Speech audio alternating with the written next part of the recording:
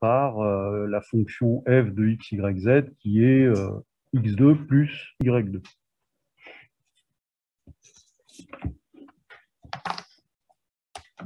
Donc ça veut dire que en tout point de l'espace, de coordonnées x, y, z, on associe une grandeur algébrique qui vaut f, tout simplement. Donc dans cet exo, on va revoir c'est de l'application directe du cours, hein, des définitions dans le cours. On va voir un certain nombre de termes. Donc première question, il faut savoir à quelle surface correspond l'équation x2 plus y2 égale k avec k positif. C'est simple.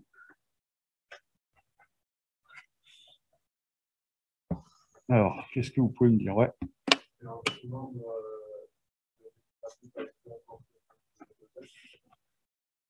Ouais.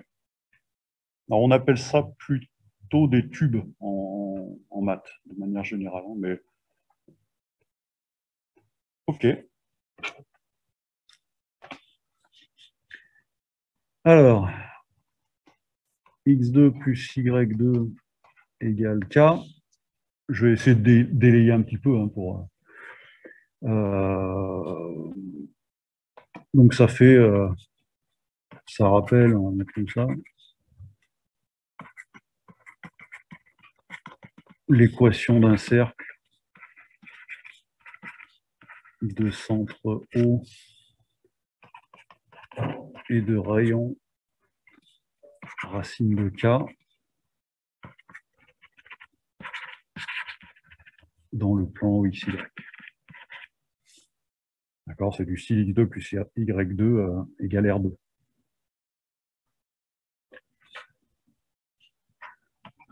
Z peut prendre n'importe quelle valeur.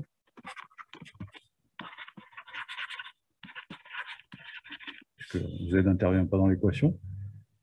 Donc ça signifie que les surfaces qui sont définies par x2 plus y2 égale k, ce sont des tubes centrés sur l'axe OZ.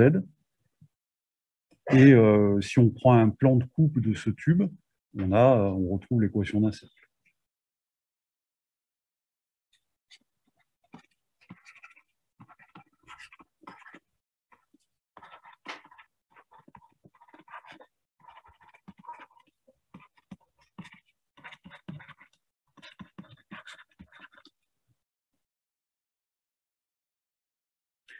Alors, je réfléchis pour faire ça bien. Donc, sont des tubes centrés sur OZ, de sections circulaires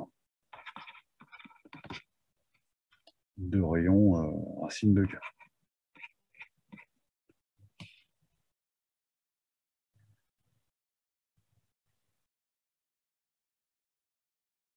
Ouais, donc en maths, un tube, n'a pas forcément toujours une section circulaire. On pourrait avoir une section elliptique, par exemple. On appellerait quand même ça un tube. Ouais. Après, si vous me répondez c'est des cylindres, j'accepte aussi. On va pas chipoter, on n'est pas en maths. Donc, si on représente ça dans un plan... Ah oui, ici, il faudrait peut-être que si je dis sont des tubes, est-ce qu'il faut que je précise de longueur infinie? Peut-être pas. Si je dis des tubes, c'est sous-entendu qu'ils sont infiniment grands, quoi. Donc, c'est peut-être pas la peine de le dire. Donc, si on fait... Ouais, il y a une question? Oui. Pourquoi est-ce que vous dites que ça fera plusieurs tubes et pas un seul? Parce que K peut prendre n'importe quelle valeur, en fait. Ah oui, d'accord. C'est juste pour ça. Donc, il y a une infinité, finalement, d'isoscalaires. Tout dépend de la valeur qu'on donne à K. On peut prendre la valeur qu'on veut. Donc, par exemple, si on représente ça dans le...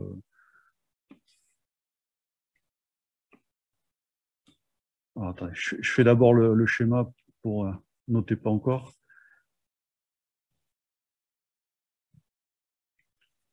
Alors, comment on va faire ça? Hop.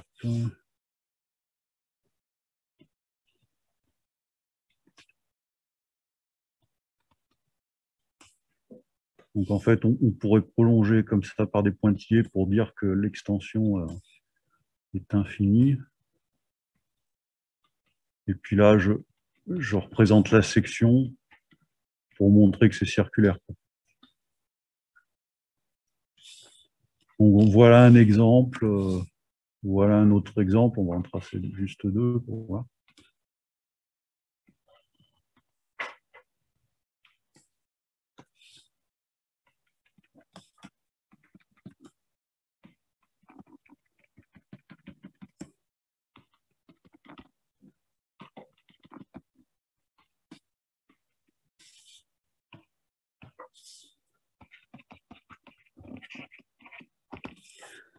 Voilà. Bon, évidemment, après, on tracera dans le plan XY.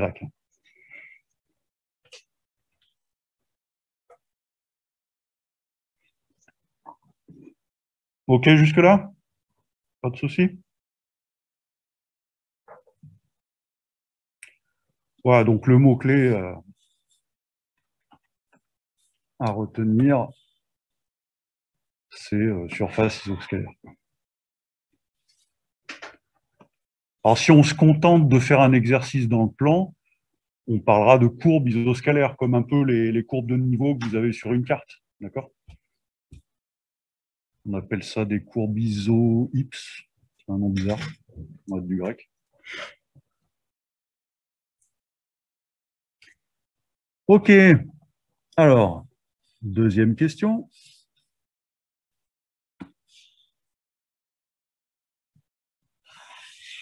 Je vais lire tout ça.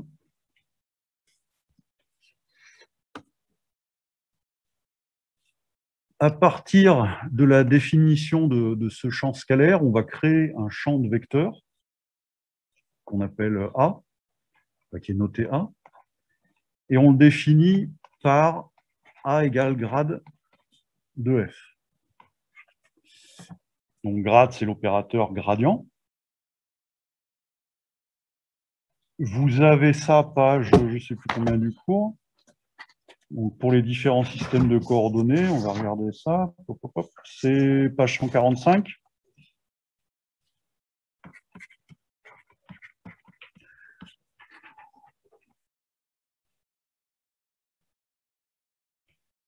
Alors comment on le définit, cet opérateur gradient? En disant que une variation élémentaire df de la fonction f, c'est par définition égal à grade de f scalaire DOM, où DOM, c'est un petit déplacement élémentaire. Et selon les différents systèmes de coordonnées, on va avoir des expressions différentes pour le gradient. Donc en cartésien, ça se retient facilement. Grade de f, ça sera df sur dx, x, plus, etc. etc. Page d'après, vous l'avez en coordonnées cylindriques, puis en coordonnées sphériques. Alors ces calculs-là, ils ne sont pas forcément redonnés en interro, donc il vaut mieux apprendre ça par cœur. Je vous distribuerai peut-être plus tard, je ne l'ai pas sur moi là, mais je dois avoir une feuille avec tous les opérateurs qui sont rappelés, hein, une sorte de pense-bête, donc je vous enverrai ça par mail si je remets la main dessus. Alors, ici on est en cartésien. Donc ça veut dire que A, ça sera df sur dx EX plus df sur dy, y plus df sur dz, de z. Autrement dit, on prend l'expression de f, on fait la dérivée partielle par rapport à x, donc ça nous fait 2x, x. Dérivée partielle par rapport à y, 2y, de y. Et puis c'est tout, puisque f ne dépend pas de z. Donc voilà notre champ de vecteurs, comment il est défini. Alors je mets remarque.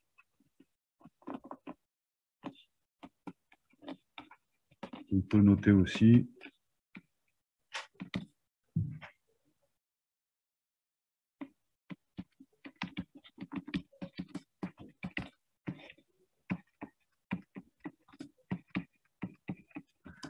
on peut le noter sous forme de vecteur colonne. D'accord? Ça tient plus de place sur la feuille, c'est tout, mais c'est une autre. Ça ou écrire 2xx plus 2y, ça revient au même. Donc voilà notre champ de vecteurs. Alors peut-être avant d'aller plus loin, ben, on peut déjà essayer de voir à quoi il ressemble ce truc. D'accord? Alors je vais noter le résultat ici pour le garder sous la main.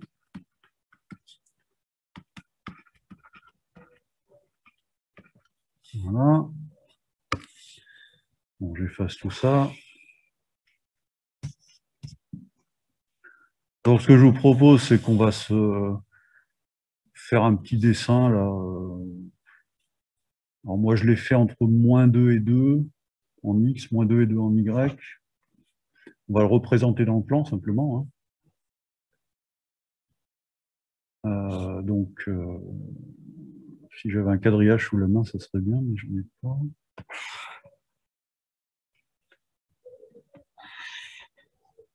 Bon, après, je vous montrerai comment on fait ça sous MATLAB.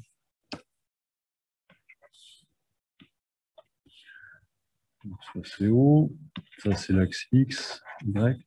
Donc, on va mettre représentation. Ah.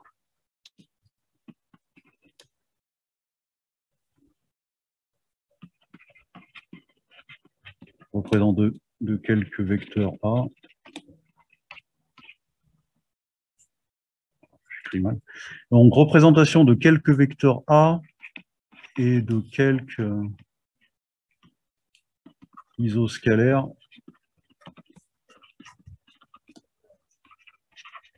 dans le plan XY.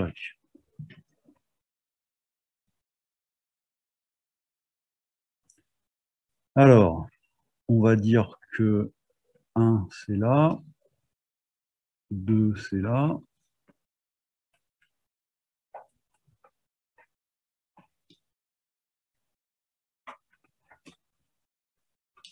Bon, pas très précis, mais c'est pas grave. Et puis, on va voir ce qui se passe. On va commencer par le champ. On va voir ce qui se passe à l'origine. À l'origine, x vaut 0, y vaut 0. D'accord? Donc, le champ, il est nu. C'est vite vu. On va regarder ce qui se passe au point 1, 1.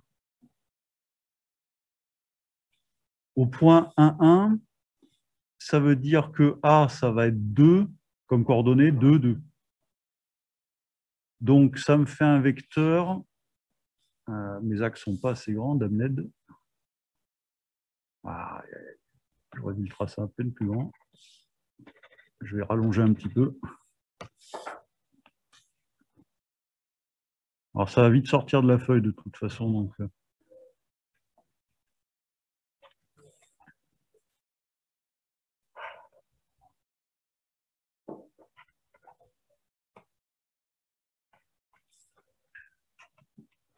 Donc, quand je suis au point 1, 1, j'ai un vecteur qui a comme composante 2, 2.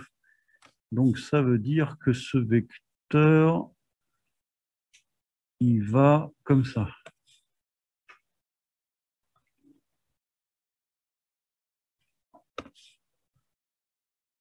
On est d'accord?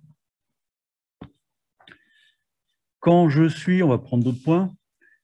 Quand je suis au point, allez, on va prendre 1, 0, ça veut dire que le vecteur, il est horizontal et il a une longueur de 2.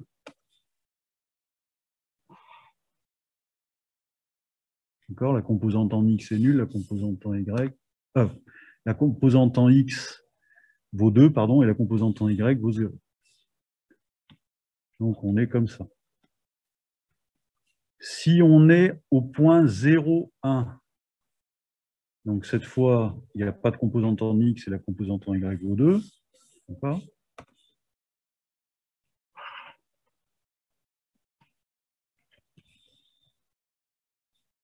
Ouais, j'en prends un dans les négatifs pour voir, on va pas s'amuser à tout faire, hein, mais... Si on est à moins 1, 1, donc si on est en ce point-là, donc x égale moins 1, donc ça fait moins 2.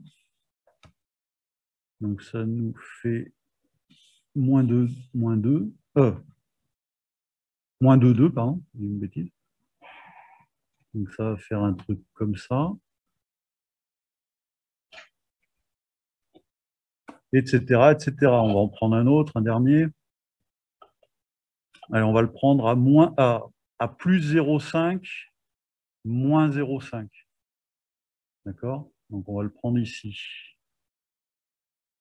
Donc si x égale 0,5, 2 fois 0,5, ça fait 1.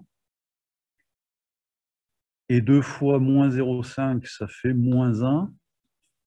Donc ça nous fait un vecteur qui va jusque là. D'accord? J'augmente de 1 en x.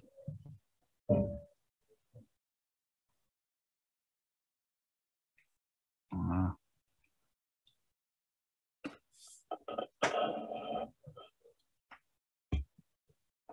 OK? À quoi ça vous fait penser, ça, à votre avis? Comment ils vont être tous les vecteurs? Ils vont être radiaux, en fait. D'accord? Ils se coupent. Leur support se coupe à l'origine, en fait. On a une pelote d'épingle, si vous voulez, ou en rayon de vélo, si vous voulez. OK? Allez, on va rajouter des isoscalaires. Alors, je vais changer de couleur. Alors, les isoscalaires, c'est x2 plus y2 égale R2. D'accord? Donc, si je peux prendre un rayon unitaire. Donc, ça veut dire que là, on a une isoscalaire qui est comme ça. C'est pas super circulaire, mais ça va. Donc ça correspond à k égale à 1.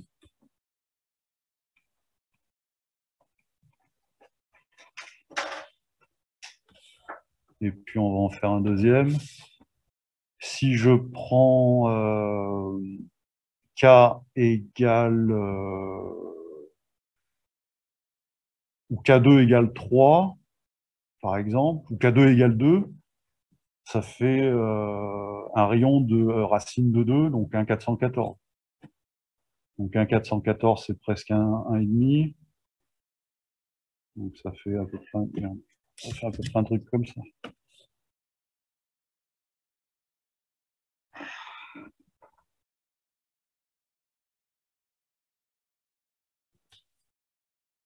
OK. Donc là, k égale 2. Donc sous-entendu rayon de 1,414. Alors mon dessin, il est un peu pourrave, mais vous, sur votre feuille, vous devriez pouvoir remarquer une chose importante, c'est que chaque fois qu'on a une isoscalaire qui touche un vecteur, en fait, on a un angle droit. D'accord? Donc on a un angle droit ici aussi. Alors toujours dans les définitions du cours, on pourra voir, en fait, on ne l'a pas encore démontré, mais on pourra démontrer que les lignes de champ, ce sont des demi-droites de sommet haut. Donc on peut les tracer tout de suite et puis on le redémontrera.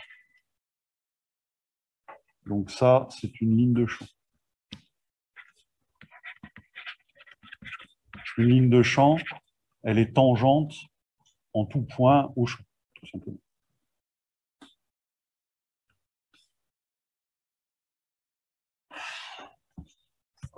J'en trace d'autres. Hein.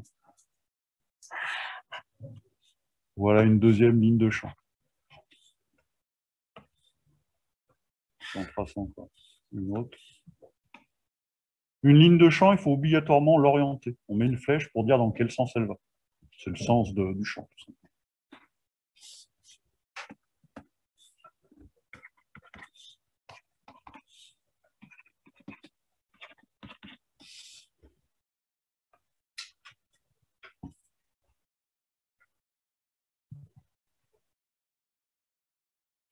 Donc, il y a une propriété à savoir, c'est que les isoscalaires, elles sont perpendiculaires aux lignes de champ, tout le temps.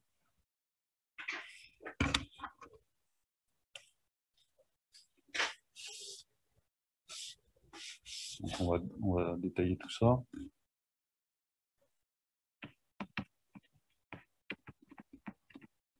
Mais en traçant AC de A, on remarque que le champ est radial. Autrement dit, selon ER, si on est en coordonnées polaires. Donc, première remarque. Deuxième remarque, les lignes de champ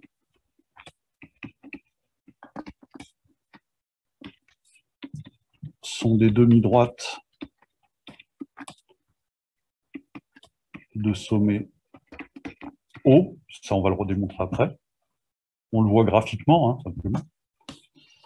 Et dernière remarque, les isoscalaires sont perpendiculaires aux lignes, aux lignes de champ A. Aux lignes de champ. Vous arrivez à me relire en distanciel? Pas trop le bordel? Non, c'est bon. Non, c'est bon. Ça va. Juste par rapport au troisième mot que vous avez écrit, Ouais. premier astérisque, en traçant, c'est En ANG. traçant AC de vecteur A, on remarque que le champ est radial. Ah, d'accord, ok, j'ai compris. Merci. Bah, j'en ai pas tracé beaucoup, mais si on faisait ça en tout point, en fait, on pourrait voir qu'il est radial. Alors évidemment, dans les exercices, on n'aura pas le temps de faire ça à la main, hein, sauf rares exceptions, mais disons qu'au moins ça permet de voir des choses importantes. Donc dans les définitions, on a la notion de ligne, on a la notion de ligne de champ, ça c'est quelque chose à savoir. De isoscalaire, on a déjà vu. Voilà. Et bien penser que les lignes de champ, il faut les orienter sur le schéma. OK? Alors, je fais une petite parenthèse pour vous montrer simplement